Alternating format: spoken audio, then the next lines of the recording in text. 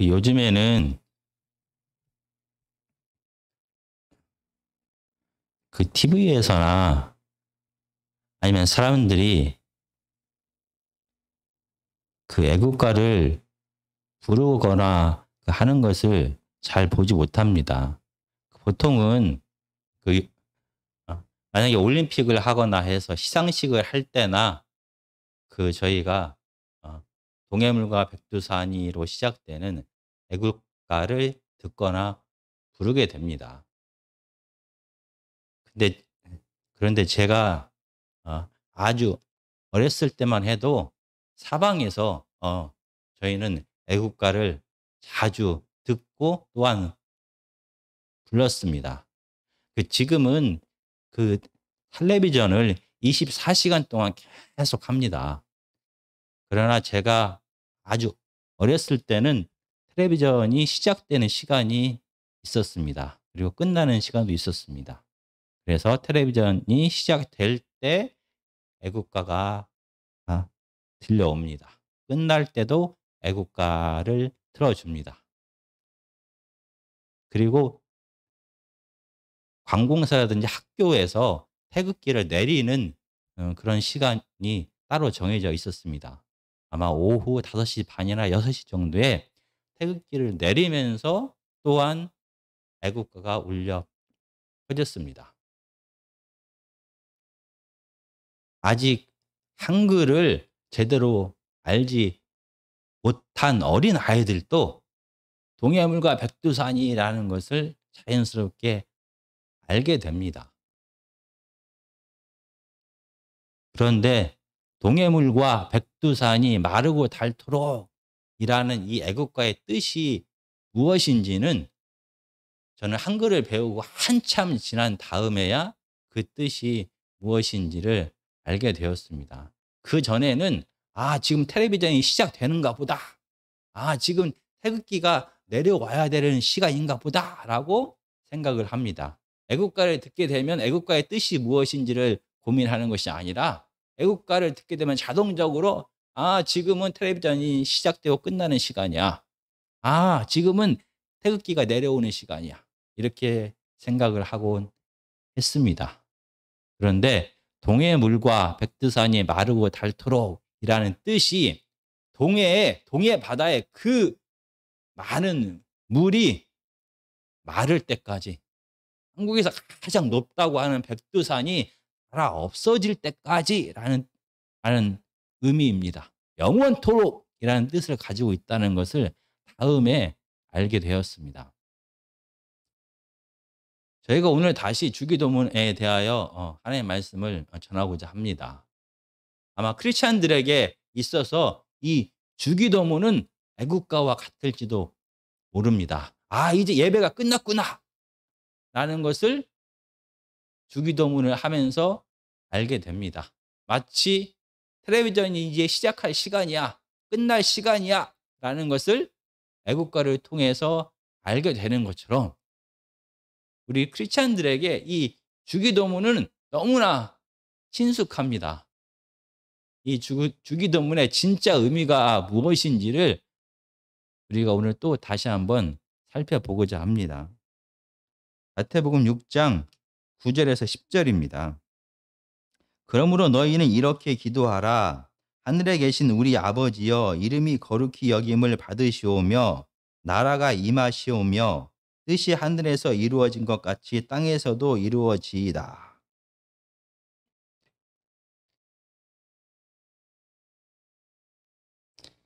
세상의 기도에 대하여, 이방인들의 기도에 대하여 비판하시면서 하나님의 자녀들은 이렇게 기도해야 된다라고 예수님께서 가르쳐 주셨습니다. 그게 바로 주기도문입니다. 세상의 기도는 자기 자신을 위한, 자기 자신을 향한 기도일 수밖에 없습니다. 이런 자기 자신을 향한, 자기 자신의 욕심을 채우기 위한 기도가 아니라 하나님 나라 백성이 어떻게 기도해야 되는지를 예수님은 설명합니다.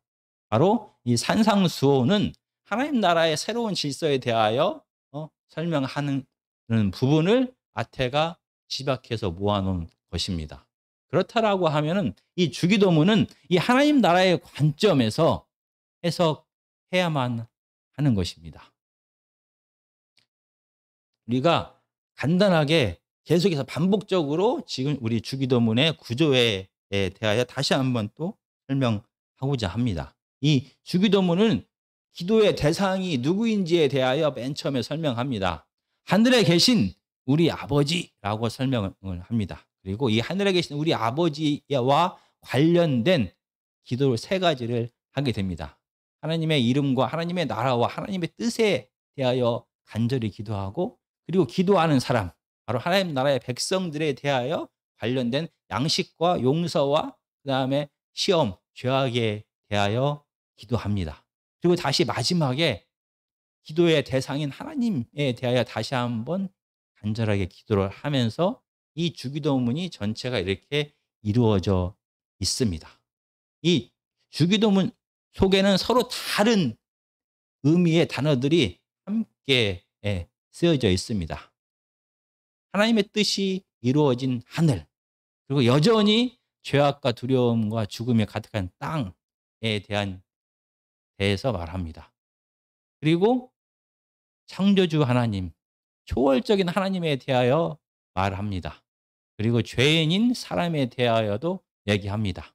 그리고 초월적인 이 하나님에 대하여만 얘기하는 게 아니라 이 하나님이 온 세상을 만드신 창조주 하나님이면서 동시에 사람을 사랑하신 인간의 역사 속에 들어오신 아버지 되시는 하나님이다라는 것도 동시에 함께 말합니다. 그리고 하늘에 대해서, 땅에 대해서, 공동체에 대하여 얘기하고 개인에 대하여도 말을 합니다. 거룩함에 대하여도 얘기하고 죄악에 대하여도 얘기합니다. 이렇게 서로 다른 의미의 단어들을 사용하면서 이 주기도문이 구성되었습니다. 주기도문이 무엇을 말하고 있는가라고 얘기하면 간단합니다. 이 무질서와 어둠이 가득한 이 세상에도 하나님의 뜻이, 하나님의 통치가 임하게 해 주십시오라는 그런 기도입니다. 그리고 하나님의 자녀가 이 하나님의 통치 행위에, 하나님 나라에 참여하게 해 주십시오. 참여하는 것을 멈추지 않게 해 주십시오라는 그런 간절한 기도입니다. 저희가 맨 처음에 배웠던 것은 이 기도의 대상에 대하여 우리가 배웠습니다. 기도의 대상인 하늘에 계신 우리 아버지이신 바로 하나님은 사람의 마음대로 조정할 수 있는 우상이 아니다라는 것이었습니다. 온 세상을 만드신 그분이 그분의 뜻에 따라서 온 세상을 다스리고 계시다라는 것입니다. 이 초월적인 하나님께서 우리의 삶과 전혀 관계가 없는 것이 아니라 바로 이 초월적인 하나님께서 인간의 역사 속에 사랑으로 들어오셨다라는 것입니다. 그래서 이 하나님의 뜻이, 하나님의 능력대로, 뜻대로 온 세상을 다스리지만 사랑하는 사람들의 반응이, 기도가 하나님 앞에 반응한다는 것입니다. 하나님께서 그것을 받으신다는 것입니다. 하나님께서 그 사람들의 기도를 반영하면서 하나님의 뜻을 이루어 간다는 것입니다. 그렇게 하나님은, 우리가 기도하는 하나님은 우리가 마음대로 조정할 수 있는 우상이 아닌 능력의 초월적인 하나님이시지만 우리를 너무나 사랑하시는 분이다라는 것을 우리가 배웠습니다. 그리고 우리가 지난 시간에 배웠던 것이 바로 이 하나님에 대한 세 가지 기도에 대하여 배웠습니다. 이 세 가지 기도는 서로 다른 것을 말하는 것이 아니다라는 것을 배웠습니다. 그리고 바로 여기 10절에서 하늘에서 이루어진 것 같이 땅에서도 라고 표현되었지만은 이 단어는 하늘에서처럼 땅에서라고 해석이 되는 것입니다. 그리고 이 구절은 마지막 세 번째 기도에만 해당되는 것이 아니라 첫 번째, 두 번째, 세 번째 기도에 다 해당된다는 것입니다. 그래서 하나님의 이름이 하늘에서처럼 땅에서 거룩히 여김을 받게 해 주십시오라는 기도이고, 하나님의 나라가 하늘에서처럼 땅에서도 임하게 해 주십시오라는 기도이고, 하나님의 뜻이 하늘에서처럼 땅에서도 이루어지게 해 주십시오라는 그런 기도가 되는 것입니다. 그리고 이 세 가지 기도는 결론적으로는 하나님께서 이 땅에 임하셔서 통치하여 주십시오. 그래서 하나님의 뜻, 하나님의 창조 질서, 하나님의 법칙이 온 세상에 실현되게 해 주십시오라는 그런 기도입니다. 그래서 하나님께서 이 땅에, 이 죽음과 두려움이 가득한 땅에 임하셔서 온 세상을 다스리기 때문에 하나님의 생명력이 이 땅에 실현되고 하나님의 사랑과 정의가 이 땅에서 넘쳐나게 맛보게 되는 것입니다. 그래서 죽음과 두려움이 가득한 이 세상 사람들도 이 땅에서, 그들의 일상에서 하나님께서 다스리는 사랑과 정의와 평화를 맛보게 됩니다. 그 결과 그들은 하나님이 누구인지를 알게 됩니다. 하나님이 바로 창조주 하나님이시고 우리를 너무나, 이 세상을 너무나 사랑하시는 아버지 되신다는 것을 깨닫게 됩니다. 바로 그것이 하나님을 올바르게 이해하고 알고 인정하고 찬양하게 되는 것입니다. 그게 바로 하나님의 이름이 거룩히 여김을 받는 것이다 라는 것입니다. 그리고 이 하나님을 향한 이 세 가지 기도에서 강조되어져야 될 것은 하나님의 뜻이 성취되어야 된다는 것입니다. 하나님의 뜻이 이 땅에서 이루어져야 된다는 것입니다. 정말 온 세상은 하나님이 누구인지, 하나님의 뜻이 무엇인지를 알지 못합니다. 세상은 하나님을 아버지라고 부르면서 하나님의 자녀다라고 하는 사람들의 말과 행동을 통하여 하나님을 보게 됩니다. 그런데 하나님의 자녀 역시 이 땅에 살아가는 동안에는 그 안에 죄성이 가득합니다. 여전히 자기가 왕되고 임금되고 힘과 쾌락을 추구하는 삶을 살아가는 사람입니다. 그래서 이 하나님의 자녀들이 이 땅을 살아가면서 하나님의 나라를 세우고 하나님의 뜻을 드러내고 그 결과 하나님께서 영광 받는 것이 아닌 자기의 나라를 세우면서 자기의 뜻을 이 땅에 실현하면서 결국은 자기의 이름을 높이는 삶을 살게 될 가능성이 많다는 것입니다. 그들은 죄인이기 때문입니다. 그래서 이 본문의 말씀을 전하면서 반복적으로 바리새인들의 외식에 대하여 예수님은 비판하셨습니다. 바리새인들은 하나님의 말씀을 해석하고 가르치는 그런 사람입니다. 당시 유대 백성들은 바리새인들을 통하여 하나님이 누구인지를, 하나님의 뜻이 무엇인지를 알게 됩니다. 그런데 이 바리새인의 마음에 죄성이 가득합니다. 죄악이 가득합니다. 탐욕이 가득합니다. 쾌락이 가득합니다. 이 죄성이 바리새인들의 생각과 감정과 행동을 지배하기 시작했습니다. 그 결과 그들은 자기 자신을 위하여, 자기 자신의 힘을 위하여, 자기 자신의 탐욕을 위하여, 자기 자신의 쾌락을 위하여 하나님의 말씀을 자기의 뜻대로 해석하기 시작했고 하나님의 말씀을 자기 뜻대로 적용하기 시작했습니다. 그래서 그들의 경건한 삶, 기도와 구제와 금식이라는 이런 경건한 하나님의 뜻을 행하는 일상에서의 삶 속에서도 그들은 하나님의 이름이 아닌, 하나님의 뜻이 아닌, 하나님의 나라가 아닌 자기 자신의 이름을 드리려고 자기 자신이 영광 받는 그런 두 마음을 품는 겉과 속이 다른 삶을 살아갔던 것입니다. 그들은 하나님의 이름으로 결국은 자기 자신을 높였고 그들은 하나님의 나라가 아닌 자기의 나라를 세웠으며 그들은 하나님의 뜻이 아닌 이 죄성이 지배하는 세상과 닮은 삶을 살아가게 되었던 것입니다. 그래서 하나님의 백성들은 매일마다 이 주기도문을 하면서 하나님, 내가 하나님의 나라를 세우게 해주십시오. 내가 하나님의 뜻에 순종하게 해주십시오. 내가 죄성을 절제하고 지배하지 않게 하시고 성령께서 내 죄성을 절제하고 지배하게 하사 내 삶을 통하여, 내 말을 통하여, 내 행동을 통하여 하나님이 드러나게 해주십시오라는 그 결과 하나님의 나라가 확장되게 해주십시오라는 기도를 계속해서 해야만 되는 것입니다. 그리고 오늘은 두 번째로 이 하나님에 대한 세 가지 기도, 하나님의 나라가 임하게 해주십시오라는 기도에서 두 번째로 중요한 것은 바로 때입니다. 때. 하나님의 나라가, 하나님의 통치가 언제 임할 것인가에 대해서 오늘 주기도문은 강조합니다. 성경은 계속해서 하나님 나라에 대하여 얘기를 계속해 왔습니다. 물론 구약에서는 하나님 나라라는 이 단어를 사용하지 않았습니다.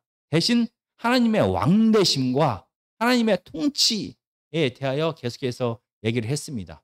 구약에서는 하나님 나라에 대하여 크게 두 가지 관점으로 하나님 나라를 기록하고 있습니다. 바로 첫 번째는 예언자적인 관점이라는 관점이 있습니다.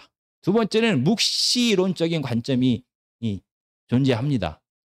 물론 그렇다고 해서 구약에 나오는 모든 예언서가 다 이 예언자적인 관점을 따라서 동일하게 쓰여진 것은 아닙니다.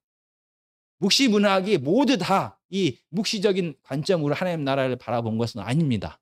그렇지만 대표적으로 이렇게 표현을 합니다.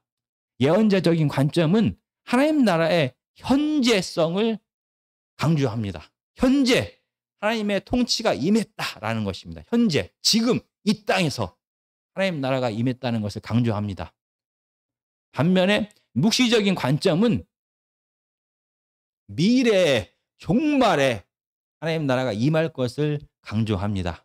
그 결과 땅이 아닌 하늘을 강조합니다.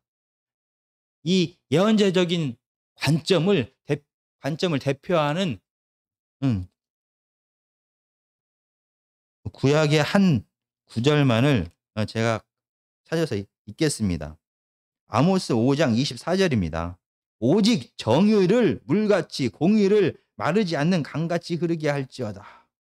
바로 하나님의 통치가 이 땅에 임하여 이 땅이 하나님의 정의가 넘치는 땅, 하나님의 화평이, 하나님의 샬롬이 드러나는 땅이 되게 해주십시오라는 게 바로 예언자적인 관점입니다. 그러므로 현재 지금 이 땅에서 이 순간에 하나님 나라가 성취되는 것에 관심을 갖게 됩니다. 이 땅에서의 불평등과 이 땅에서의 가난과 병든과 거기에 관심을 갖게 됩니다. 이 땅에서의 평등과 정의와 사랑이 경제적으로, 문화적으로, 사회적으로 이루어지기를 원하는 것입니다. 반면에 묵시적인 관점에서의 하나님의 나라는 하나님 나라의 현재성을 강조하는 게 아니라 미래성을 강조합니다. 이 하나님 나라의 미래성을 강조하는 묵시적인 관점은 바벨론 포로기에 자연스럽게 형성이 되었습니다. 하나님의 통치가 이 땅에 임하여 이 땅이 하나님의 샬롬, 평화가 넘치는 곳이 될 것이다 라는 것을 믿었던 이스라엘 백성입니다. 그러나 바벨론 포로기를 겪으면서 하나님의 성전, 예루살렘 성전이 무너지게 되었습니다. 가나안 땅을 떠나게 되었습니다. 다윗 왕조가 무너져 버렸습니다. 이 땅에 희망이 사라져 버렸습니다. 하나님의 임재와 통치를 상징하는 예루살렘 성전과 가나안 땅과 다윗 왕조가 완전히 무너져 버린 상태에서 이 예언자적인 관점, 이 땅에 하나님께서 임하셔서 이 땅을 완전히 회복시킬 거다. 이 땅에 하나님의 사랑과 정의가 넘쳐나게 될 것이다는 이 예언자적인 관점은 힘을 잃게 되었습니다. 그래서 그들은 이 땅은 죄악이 가득한 땅입니다. 이 땅은 희망이 없는 땅입니다. 먼 미래에 하늘에서 하나님께서 내려오셔서 메시아를 통하여 이 더러운 땅, 죄악이 관영한 이 땅을 다 뒤엎어 버릴 것이다 라는 생각을 갖게 되었습니다. 그래서 그들은 하나님 나라의 미래에 대해서 관심을 갖게 되었던 것입니다. 만약 하나님 나라의 현재 이 땅에서의 삶에 관심을 갖게 되면 교회가 해야 될 것은 간단합니다. 가난한 자들의 삶에 대하여 관심을 가져야 됩니다. 사회의 구조적인 불평등에 대하여 관심을 가져야만 됩니다. 이 세상의 생태계의 환경에 대하여 관심을 가져야만 됩니다. 핵무기가 더 확산되지 않는 것에 대하여 관심을 가져야만 됩니다. 사회적으로, 경제적으로, 구조적으로 불평등하고 한 모든 것을 바꾸는 그런 일에 교회가 관심을 가져야만 됩니다. 교회의 사명인지 아니면 사회단체나 정치나 그들이 하는 일과 교회에 하는 일이 겹쳐지게 됩니다.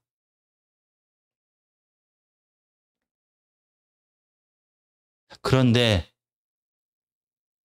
신약성경에서 마태복음에서 말하는 하나님의 나라는 이 예언자적인 관점으로 이 땅에서 하나님의 나라가 실현될 것이다 라는 것에만 관심을 갖고 있는 것입니까? 이 예언자적인 관점으로 하나님의 나라의 모든 것이 다 설명될 수가 있는 것입니까?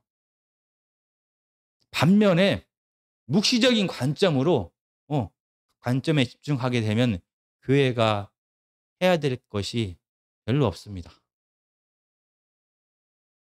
이 땅을 변화시키고 좀 더 좋은 사회를 만들고 이 땅의 생태계를 보존하고 불평등을 완화시키고 여러 가지 이 땅에 살아가는 이 세상 사람들의 삶에 관련된 그런 일들에 관심을 갖지 않게 됩니다. 왜냐하면 이 땅은 없어져 버릴 땅이고 악이 지배하는 땅이고 예수님의 재림과 함께 끝나버릴 땅이기 때문입니다. 이렇게 만약에 교회가 묵시적인 관점으로만 하나님의 나라를 이해하게 된다라고 하면은 이 세상에 지금 가난과 불평등과 두려움과 고난 가운데 살아가는 너무나 많은 사람들의 삶에 대하여 교회는 해줄 수 있는 얘기가 전혀 없습니다. 먼 미래에 종말에 완전한 하나님의 나라, 사랑과 정의가 다스리는 행복하고 기쁨과 모든 것이 충만한 나라가 임할 것이야 라는 이야기만 해줄 뿐 현재 고통 가운데 살아가는 이 세상 사람들의 삶에 대하여 그들의 아픔에 대하여 전혀 관심을 안 갖게 되는 것입니다. 그 결과 교회가 그 일에 무관심하게 되면 결국은 이 세상의 부조리와 악을 방관하게 되는 것입니다. 이 세상의 삶에 대하여 전혀 관심이 없게 됩니다. 다른 사람들의 아픔과 고통에 대하여 전혀 관심을 안 갖게 됩니다. 이 땅은 없어져 버릴 땅이고 미래에만 완전한 하나님의 나라가 임할 것이기 때문입니다. 그렇다고 하면은 이 마태복음에서 말하는 하나님의 나라, 지금 주기도문에서 말하는 하나님의 나라는 이 두 관점, 예언자적인 현실적인 이 땅에서의 하나님의 통치를 얘기한 예언자적인 관점과 미래에 임할 하나님의 나라 둘 중에 어디에 관심을 두면서 쓰여진 것입니까? 바로 예수 그리스도께서 말씀하신 주기도문은 이 두 가지의 관점을 하나로 통합해 버렸습니다.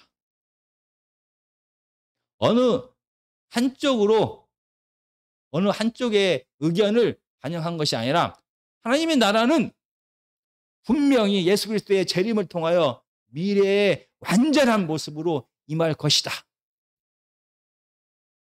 하나님의 뜻이, 하나님의 나라가, 하나님의 이름이 하늘에서처럼, 이미 하늘에서처럼 이루어질 것, 그리고 먼 미래 종말에 이루어지는 것처럼 지금 이 순간 이 땅에서도 이루어지게 될 것이다 라고 말합니다. 바로 이 땅에 이 죽음과 두려움과 질병과 아픔과 고통이 가득한 이 땅에 하나님의 나라가 세워질 것이다.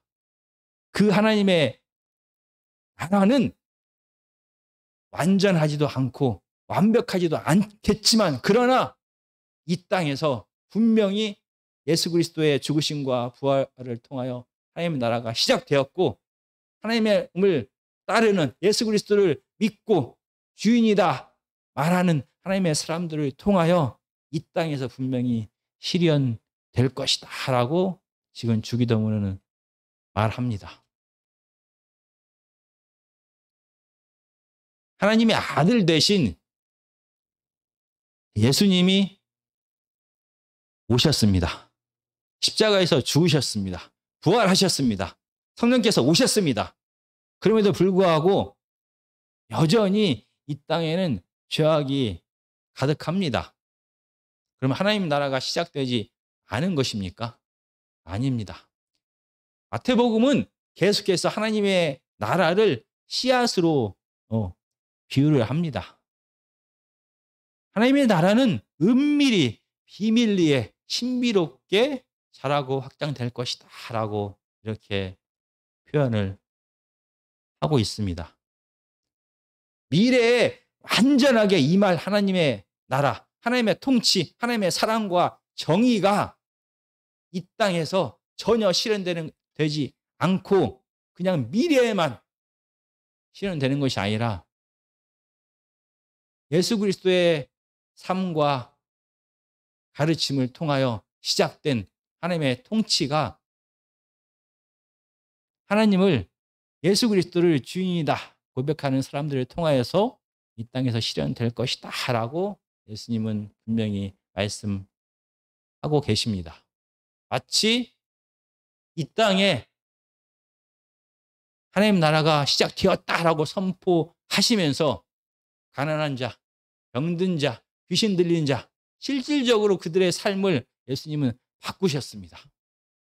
그러면서 하나님 나라가 임했다라고 말씀하셨습니다. 하나님의 나라는 완전하지 않지만 이 땅에서 분명히 실현되고 하나님의 뜻에 순종하는 사람들을 통하여 하나님의 통치가, 하나님의 임재하심이 드러나게 될 것입니다. 그러나 땅속에 심겨진 씨앗처럼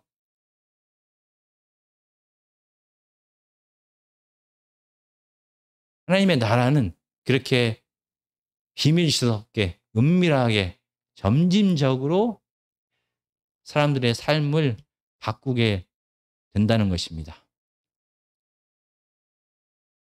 어느 날 갑자기 온 세상이 갑자기 대변혁을 통하여 하나님의 통치가 완전하게 이 땅에 임하는 것이 아니라 그것은 종말에 예수 그리스도의 재림을 통하여 이 땅에서 실현될 것이고, 이 땅을 살아가는 매 순간순간 하나님의 임재가, 하나님의 통치가 한 사람의 삶 속에서 시작됩니다. 경건한 삶과 일상의 삶을 구분하는 것이 아니라 한 사람에게 임한 하나님의 나라가 확장될 것입니다.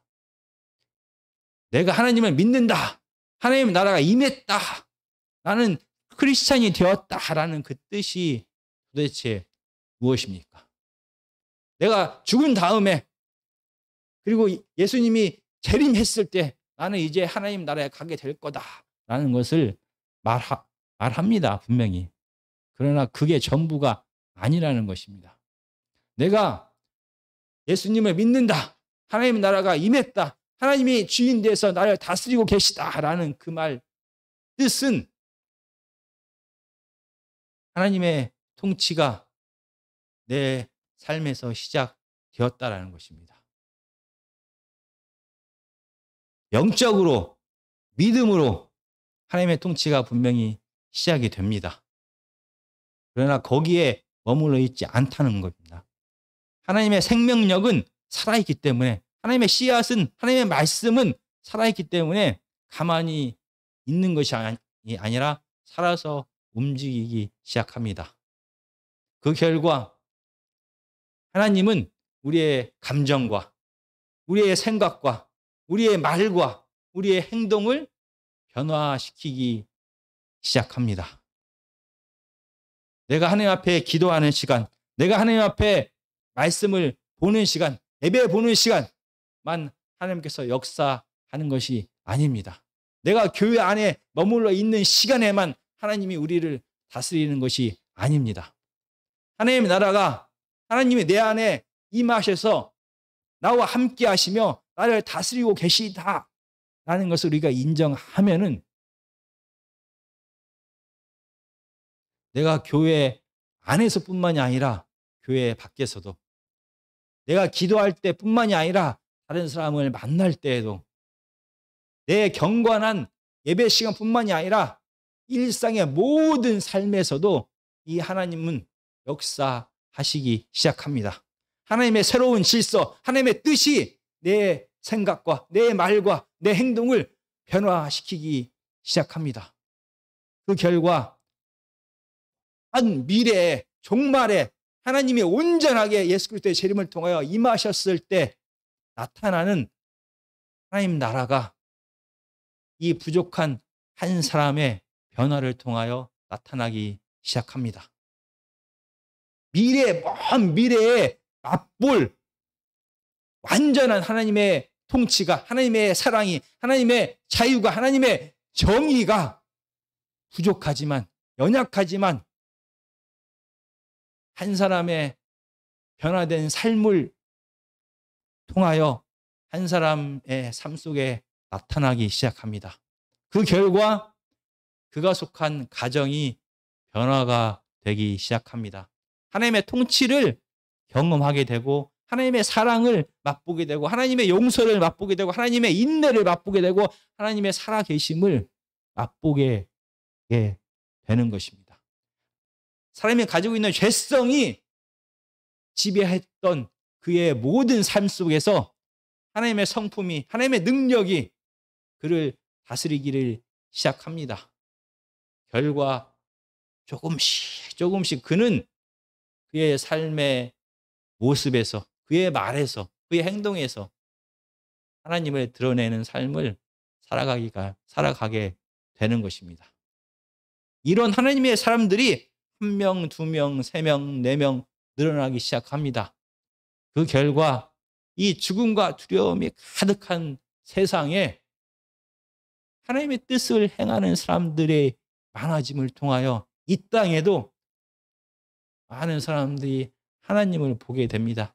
아, 하나님이 살아계시구나. 아, 하나님이 이 땅을 다스리고 있구나. 아, 하나님이 창조주 하나님이 맞구나. 아, 하나님이 우리를 너무나 사랑하신 게 맞구나. 라는 것을 이 하나님의 사람들의 순종과 믿음을 통하여 세상 사람들은 보게 됩니다. 이 세상은 점점 하나님의 사람들의 순종함을 통하여 먼 미래에 완전하게 임할 그 하나님의 나라를 경험하게 될 것입니다. 하나님의 나라가 이 땅에 사람들의 현실적인 삶 속에서만 존재한다라고 믿는 것도 가장 큰 문제가 됩니다. 왜냐하면 죄에 대하여 그들은 얘기하지 않기 때문입니다. 이 죄성에 대하여 얘기하지 않기 때문입니다. 죄의 결과로서 아픔과 고통과 불평등과 두려움이 찾아옵니다. 이 세상을 아름답고 조금 더 선한 곳으로, 좀 더 자유로운 곳으로, 좀 더 평등한 곳으로 만드는 것은 바로 이 죄의 결과와 죄의 영향으로 나타나는 이 부작용을 줄이는 것입니다. 많은 사람들이 선한 마음으로 협력하여서 이 일들을 행할 수가 분명히 있습니다. 그렇지만 점점 세상이 악해지는 가운데 사람들은 아무리 노력해도, 아무리 모든 사람들이 법과 도덕을 앞세워서 이 세상을 좀 더 살기 좋은 곳으로 변화시키려고 해도 그들이 생각하는 완전한 나라가 실현될 수가 없게 됩니다. 사람들은 실망하게 됩니다. 그렇지만 종말론적인 하나님 나라가 임할 것이다 라는 믿음을 가지고 이 땅을 변화시키는 사람은 이 사회 운동을 하는 사람들과 분명히 마음가짐이 다릅니다. 그들은 아무리 자기가 노력을 해도 이 땅에 완전한 하나님의 나라, 완전한 사랑이 넘치는 나라, 완전한 평등한 나라를 만들 수 없다는 것을 잘 알고 있습니다. 그리고 그들의 힘과 노력, 사람의 지혜와 사람의 지식으로 이 일을 할 수 없다는 것도 알고 있습니다. 그럼에도 불구하고 그들이 실망하지 않고 매일매일 상처를 받고 고통 가운데서 다시 세상을 향하여, 이웃들을 향하여 나아가는 이유는 마지막에 하나님 나라가 임할 것이기 때문에, 그 하나님의 약속을 굳게 믿기 때문에 지금도 이 땅에서 그 하나님 나라를 실행하기 위하여 하나님의 말씀처럼 내 이웃을 내 몸같이 사랑하는 것을 실현하고 실천하는 노력들을 해 나갈 수가 있는 것입니다. 그들은 교만하지도 않고, 이제 좋은 더 민주적인 나라가 되었어, 내 일을 다 한 것 같아, 내가 사람들이 이 일을 했어 라고 교만하지도 않고, 아무리 노력을 해도 이루어지지 않는 이 불합리한 사회를 보고도 낙심하지 않고 뚜벅뚜벅 하나님께서 맡기신 그 일들을 해 나가는 겁니다. 내 몸처럼 내 이웃을 사랑하는 삶을 계속해서 살아갈 수가 있습니다. 왜냐하면 하늘에서처럼 이 땅에서도 하나님의 뜻이 이루어질 것을 굳게 믿기 때문입니다. 그래서 힘들지만 낭망하지 않고, 잘 되어도 교만하지 않고, 하나님께서 하시는 그 위대한 사역에 참여함을 통하여 이 일이 성취되는 것을 경험하게 됩니다. 사람의 힘과 능력으로 이 땅의 사랑과 평화가 완성되는 것이 아니라 하나님의 이 위대한 사역에 부족한 사람들이 참여함을 통하여 이 일이 성취된다는 것을 깨닫게 됩니다. 그래서 사회운동하는 사람들과 근본적으로 마음가짐부터가 다릅니다. 그리고 이 땅은 아무것도 아니야, 결국 없어져 버릴 땅이야, 죄악이 가득해, 도저히 바꿀 수가 없어, 맨 마지막에 메시아 되신 예수님께서 하늘에서 다시 내려와서 이 땅을 완전히 다 멸해 버릴 거야, 이 땅에는 소망이 없어, 우리가 할 수 있는 것은 기도하고 그냥 우리의 믿음 안에서만 사는 거야 라고 말하는, 진실해 보이는, 거룩해 보이는 크리스찬들에게 오늘 하나님의 말씀은 다른 이야기를 합니다. 이웃의 삶에 대하여, 내 영적인 삶뿐만이 아니라 내 일상의 삶에 대해서 관심이 없는 자,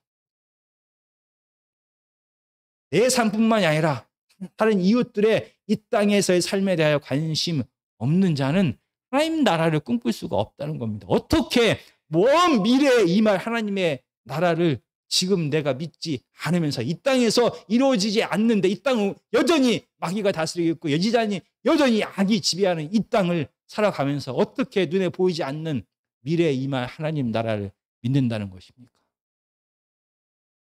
이 땅에서 여전히 악이 존재하고 여전히 악이 지배하지만 한 사람의 순종함을 통하여 하나님의 나라가 시작된 것처럼 예수 그리스도 한 사람을 통하여 시작된 하나님의 나라가 이렇게 예수님처럼 자기의 죄성을 순종하는 것이 아니라 하나님의 뜻에 온전히 순종하는 사람들을 통하여 이 땅이, 우리 가정이, 우리 사회가 변화될 것이라는 굳건한 믿음을 가진 자들이 진짜 미래에 임할 하나님 나라를 믿는 자라고 우리가 할 수가 있는 것입니다.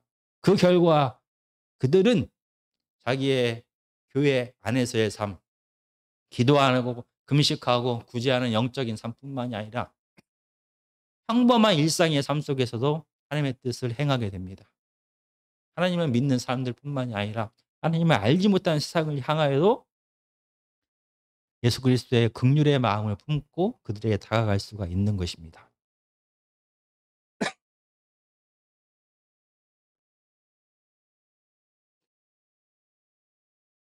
마태복음은 하나님의 나라가 하늘에서 처럼 지금 이 땅에서도 성취되게 해 주십시오라는 기도를 해야 된다라고 저희에게 말합니다. 저희에게 도전을 줍니다.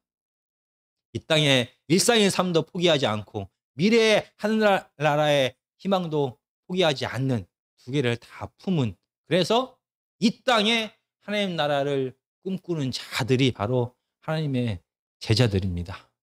정말 힘들고 어렵지만 우리가 주기도문을 늘 묵상하고 기도하면서 이 땅에서 하나님의 나라를 실현하는 저와 여러분들이 되기를 간절히 기도드립니다.